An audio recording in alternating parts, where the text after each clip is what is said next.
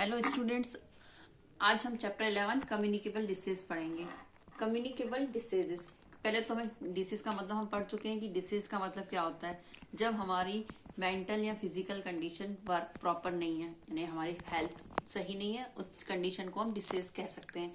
और communicable disease मतलब कि वो डिसीज जो एक पर्सन से दूसरे पर्सन में इजीली ट्रांसफर हो सकती हैं। तो डिसीज दो प्रकार की होती हैं। एक होती है डेफिशिएंसी डिसीज, जो कि किसी न्यूट्रिएंट की कमी से होती हैं, जो हमने पिछले 8 चैप्टर में पढ़ी थी, जैसे कि एनीमिया है, रिकेट्स हैं, क्वाशियोरकर हैं। ये सब जो होती हैं, बेरी है, नाइट ब्लाइंडनेस है, ये सब कम्युनिकेबल डिसीज नहीं है, ये डेफिशिएंसी डिसीज है, मतलब कि प्रॉपर न्यूट्रिएंट की कमी से होने वाली। इस चैप्टर में हम पढ़ेंगे कम्युनिकेबल डिसीज। कम्युनिकेबल का मतलब ही होता है एक जगह से दूसरी जगह पे इजीली कम्युनिकेट होना, यानी कि इजीली ट्रांसफर होना। तो वो डिसीज जो एक पर्सन से दूसरे पर्सन में, यानी कि हम कहेंगे जो पेशेंट है, जो बीमार पर्सन है, जो बीमार व्यक्ति है, उससे हेल्दी पर्सन में जो बीमारियां इजीली ट्रांसफर होंगी, वो कहलाएंगी कम्युनिकेबल डिसीज। अपन ये जो ऑनलाइन पढ़ाई कर रहे हैं वो एक कम्युनिकेबल डिसीज के कारण ही पढ़ रहे हैं, क्योंकि तुम सबको पता है कि आजकल जो सबसे ज्यादा वर्ल्ड वाइड जो बीमारी फैली हुई है कोरोना, वो भी एक कम्युनिकेबल डिसीज है। एक पर्सन से दूसरे पर्सन में जो इजीली ट्रांसमिट होगी, वो बीमारियां कहलाती हैं कम्युनिकेबल डिसीज। तो कम्युनिकेबल डिजीज होती किससे? अपने आप से तो होंगी नहीं। एक पर्सन को है तो दूसरे पर्सन में होगी कैसे? तो एक तो उसके लिए एक तो रिस्पॉन्सिबल होगा प्रॉपर वो माइक्रो ऑर्गेनिज्म, वो पैथोजन, जिसके कारण वो बीमारी, वो डिसीज पैदा हुई है। वो पैथोजन हो सकते हैं, जैसे अभी कोरोना वायरस है तो वायरस यहाँ पे एक जर्म्स है। तो जो पैथोजन होते हैं, जो माइक्रो ऑर्गेनिजम्स होते हैं, वो डिसीज कॉज करते हैं। उनको अपन ने क्लासिफाइड करते हैं बैक्टीरिया, वायरस, फंजाई, प्रोटोजोआ। एक तो ये, और दूसरा एक पर्सन से दूसरे पर्सन में ट्रांसमिट कैसे होती बीमारियां। तो मैं सब लोग ये सुन रहे हो कि हमें मास्क पहनना चाहिए, सोशल डिस्टेंसिंग फॉलो करनी चाहिए, अपने हाथ बार बार धोने चाहिए।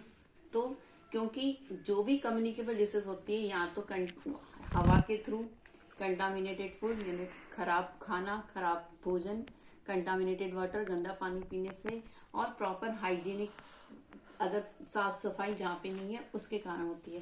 तो अगर हम मास्क पहनेंगे तो जो वायरस होते हैं हवा के द्वारा हमारे नोज के थ्रू, हमारे माउथ के थ्रू हमारे अंदर इंटर नहीं होंगे अगर हम मास्क पहनते हैं। तो एक ये बचाओ। दूसरा, अगर हम किसी पर्सन से सोशल डिस्टेंसिंग है तो जर्म्स इतनी जल्दी हमारे कांटेक्ट में नहीं आएंगे। और अगर हम अपने हाथ बार बार धोते रहेंगे तो हम अपनी हाइजीनिक कंडीशन को मेंटेन करेंगे, क्योंकि कोई भी सरफेस पे जो जर्म्स होते हैं वो कुछ टाइम तक वहाँ पे रहते हैं। अगर वही हाथ हमने अपने नोज को टच करेंगे तो हमारे वो जर्म्स हमारी बॉडी के अंदर इंटर होंगे। तो अगर हम बार बार हाथ धोएंगे तो वो जर्म्स डिस्ट्रॉय होंगे, क्योंकि अपन हाथ की सोप से ही धोएंगे। तो वो हमारी सरफेस पे अगर होंगे भी, अगर अपन ने किसी ऐसे पर्सन को टच कर लिया है, उससे हमारा कांटेक्ट हो गया है, तो अगर हम हाथ धोएंगे तो हम उस डिसीज से बच सकते हैं। तो यानी कि कोई सी भी कम्युनिकेबल डिसीज जो एक पर्सन से दूसरे पर्सन में ट्रांसफर हो सकती है, या तो हवा के द्वारा, वाटर के द्वारा, और कई बार इंसेक्ट बाइट के द्वारा। कुछ बीमारियां हैं जैसे डेंगू, मलेरिया, वो मच्छरों के काटने से होती हैं, कुछ अनहाइजीनिक कंडीशंस के कारण। तो इस चैप्टर में हम ये सब पढ़ेंगे कि बीमारियां कम्युनिकेबल डिसीजेज यानी कि होती किससे हैं, यानी कि वो जर्म्स जिनको हम पैथोजन कहते हैं। हर जर्म्स हमारे लिए हानिकारक नहीं होता, कुछ जर्म्स होते हैं जो हमारे लिए अच्छे भी होते हैं, जैसे दही जमाते हैं तो लैक्टोबैसिलस बैक्टीरिया होते हैं, वो हमारे लिए यूजफुल हैं। तो वो उसको हम जर्म्स ही कहेंगे, माइक्रो ऑर्गेनिजम्स कहेंगे। लेकिन जो माइक्रो ऑर्गेनिज्म हमको ह्यूमन बींग्स में या प्लांट्स में या एनिमल में डिसीज कॉज करते हैं, उनको हम पैथोजन कहते हैं। तो पैथोजन यानी कि disease causing germs are known as pathogens. तो जो पैथोजन्स है उसको, उनके बारे में कि कौन कौन से पैथोजन होते हैं, तो पैथोजन मोस्टली 4 होते हैं: बैक्टीरिया, वायरस, फंजाई, प्रोटोजोआ, इसके बारे में। और फिर वो एजेंट पढ़ेंगे जिसके द्वारा जो डिसीज है वो एक पर्सन से दूसरे पर्सन में ट्रांसमिट होती है। तो कुछ बीमारियां बाय डायरेक्ट कांटेक्ट, किसी पर्सन को बीमारी अपन ने उससे हाथ मिलाया तो वो बीमारी हमको हो जाएगी। तो ऐसे बहुत सारे मीन्स हैं, एयर है, वाटर है, डायरेक्ट कांटेक्ट है। जैसे कि कई बार और भी मेथड अभी इस चैप्टर पढ़ेंगे कि जैसे अगर अपन कंटामिनेटेड किसी का ब्लड है, किसी को बीमारी है, उसी का खून चढ़ा दिया अपन ने किसी हेल्दी पर्सन को, तो उससे भी वो डिसीज कॉज हो सकती है। तो ये सब इस चैप्टर में यानी कि कम्युनिकेबल डिसीज पे पढ़ेंगे। तो अपन इस चैप्टर को स्टार्ट करते हैं। तो तो अब हम इस चैप्टर को स्टार्ट करते हैं। चैप्टर 11 जो है हमारा communicable disease. You have already learned about the deficiency disease caused by the lack of nutrient in our diet। जो डेफिशिएंसी डिसीज होती है हमारी डाइट में न्यूट्रिएंट्स की कमी से होती है, और ये जो डिसीज होती है नॉन इन्फेक्शियस है। अगर किसी एक पर्सन को है, एक बच्चे को है, तो ये सिर्फ उसी को होगी, तुम्हारे को नहीं होगी, क्योंकि उसकी डाइट इनप्रॉपर है। वो प्रॉपर चीज, जैसे कोई व्यक्ति कोई हरी सब्जियां खाता ही नहीं है, कोई प्रॉपर चीज खाता ही नहीं है, अगर उसको है तो वो उसी को ही रहेगी, दूसरे पर्सन में नहीं होगी। और नॉन कम्युनिकेबल यानी कि वो एक पर्सन से दूसरे पर्सन में ट्रांसफर होगी नहीं, which can't be passed from one person to another. There are some more disease which can be passed on to others. तो लेकिन कुछ बीमारियां ऐसी होती हैं जो एक पर्सन से दूसरे पर्सन में इजीली ट्रांसफर होती हैं। इन बीमारियों को हम कहते हैं इन्फेक्शियस डिसीज या फिर कम्युनिकेबल डिसीज। इन्फेक्शियस क्योंकि इन्फेक्शंस के कारण होगी और इन्फेक्शन जर्म्स से होगा, और कम्युनिकेबल इसीलिए क्योंकि एक पर्सन से दूसरे पर्सन में वो इजीली ट्रांसफर हो सकती हैं। These disease are transmitted from a sick person to a healthy person. Sick person यानी बीमार से हेल्दी पर्सन में थ्रू वेरियस मीन्स मतलब कि या तो डायरेक्ट कांटेक्ट से, एयर से, वाटर से, फूड से, या कैरियर यानी जो मक्खी या मच्छर होते हैं उनके थ्रू। तो इनसे वो बीमारियां ट्रांसमिट हो सकती हैं। Most of the disease are caused by the harmful microbes. Most of the disease मतलब जो कम्युनिकेबल डिसीज की बात कर रहे हैं, मोस्टली जो होती हैं वो हार्मफुल माइक्रोब्स से होती हैं। द हार्मफुल माइक्रोब्स को हम जर्म्स भी कहते हैं और पैथोजन भी कहते हैं, दोनों वर्ड यूज होंगे। माइक्रो ऑर्गेनिज्म तो सभी होते हैं, लेकिन जो बीमारी कॉज करते हैं उनको हम जर्म्स कह सकते हैं या फिर pathogen. They cause various disease. तो ये तो बहुत सारी बीमारियां करते हैं। तो जो हमारे जर्म्स हैं, जर्म्स यानी कि जो हमारे पैथोजन्स हैं, जर्म्स के लिए जो दूसरा वर्ड है दैट इज पैथोजन। ये जो पैथोजन है, ये जो डिसीज कॉज करेंगे, उनको अपन ने 4th क्लास में कैटेगराइज किया है। पहला बैक्टीरिया, वायरस, फंजाई और प्रोटोजोआ। वायरस का नाम तो अभी आजकल रोज ही सुन रहे हो कोरोना वायरस के कारण। बैक्टीरिया, बहुत सारी बीमारियां बैक्टीरिया होती है, तो बैक्टीरिया, वायरस, फंजाई, प्रोटोजोआ, ये इनके डायग्राम्स भी हैं। यानी कि ये सब वैसे तो माइक्रोस्कोपिक ऑर्गेनिज्म है, यानी कि नेकेड आई से नहीं दिखेंगे, माइक्रोस्कोप से ही दिखते हैं। तो ये सबका, ये वायरस का स्ट्रक्चर तो आजकल सबसे ज्यादा दिख ही रहा है टीवी वगैरह में, न्यूज़पेपर में, कि किस तरीके से ये वायरस होता है। ये फंजाई और ये प्रोटोजोआ, तो सबका स्ट्रक्चर अलग अलग होता है। ये सब माइक्रो ऑर्गेनिजम्स हैं, और अगर डिजीज कॉज करेंगे तब ये पैथोजन या जर्म्स कहलाएंगे। तो सबसे पहले बैक्टीरिया।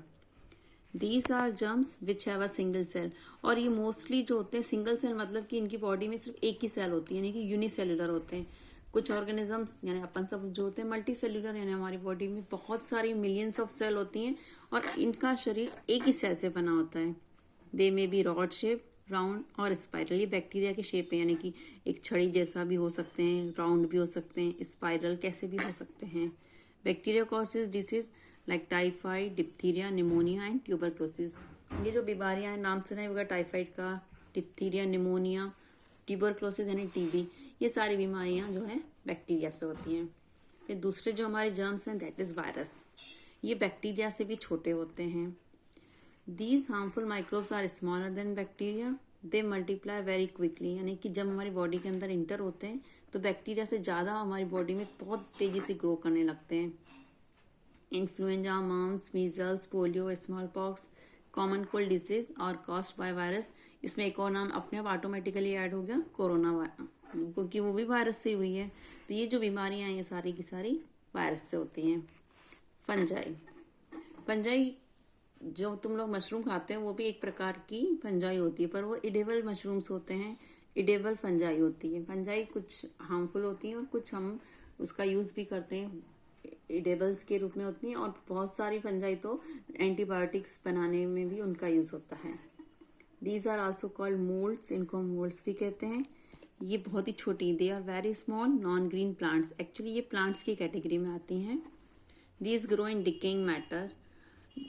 कोई भी चीज जो सड़ती है, जैसे अगर अपन रोटी को बाहर रख दें, ब्रेड को बाहर रख दें, तो 1-2 दिन बाद उस पर जो हरी हरी ग्रोथ दिखाई देती है वो फंजाई होती है। और इनसे जो बीमारी होती है जैसे रिंगवर्म और एथलीट्स फुट, ये जो बीमारियां हैं हम फंजाई के द्वारा कॉज्ड होती हैं। लास्ट में है प्रोटोजोआ। प्रोटोजोआ भी एक माइक्रोस्कोपिक ऑर्गेनिजम्स हैं। These are unicellular. ये सभी ऑर्गेनिज्म यूनिसेल्युलर मतलब कि एक ही सेल से बने हुए हैं, living organism. Which are much longer than bacteria, पर इनकी साइज बैक्टीरिया इनसे थोड़ी ज़्यादा बड़ी होती है।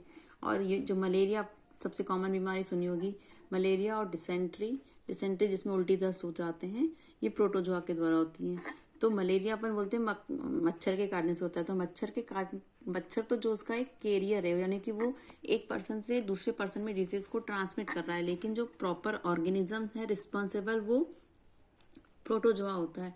प्रोटोजोआ से वो बीमारी होती है। और मच्छर तो क्या, अगर हेल्दी पर्सन, जैसे किसी बीमार आदमी का खून चूसा और उसी मच्छर ने फिर दूसरे को काटा, तो वो प्रोटोजोआ को ट्रांसफर करता है। और ये प्रोटोजोआ अगर हमारी बॉडी में इंटर होता है तो हमको बीमारी होती है। तो मलेरिया का जो कैरियर है वो है फीमेल एनाफिलीज मच्छर, लेकिन जो पॉजिटिव ऑर्गेनिज्म है दैट इज प्रोटोजोआ।